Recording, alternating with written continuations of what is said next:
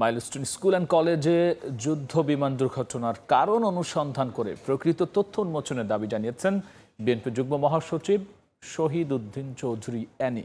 দুপুরে ব্রাহ্মণবাড়িয়া আশুগঞ্জে মাইলস্টোন ট্র্যাজেডিতে প্রাণ হারানো প্রতিষ্ঠানটির শিক্ষক মাসুকা বেগম নিপুর কবর জিয়ারত শেষে তিনি একথা বলেন।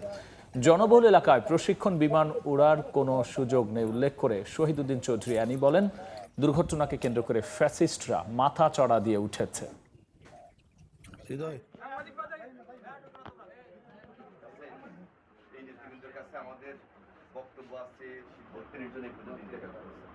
সরকারের কাছে আমাদের আহ্বান থাকবে যে এই দুর্ঘটনাটাকে সম্পূর্ণভাবে আমরা দুর্ঘটনা হিসাবে না দেখে একটা তদন্ত কমিটি গঠন করে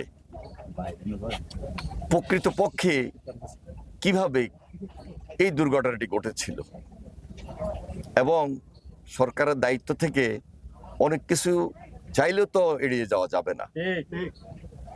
পরিবারের পাশে দাঁড়াতে হবে এবং তাদের ভবিষ্যতে বিভিন্ন ধরনের কর্মকাণ্ডে এই পরিবারকে সহায়তা করা এটা সরকারের নৈতিক দায়িত্ব।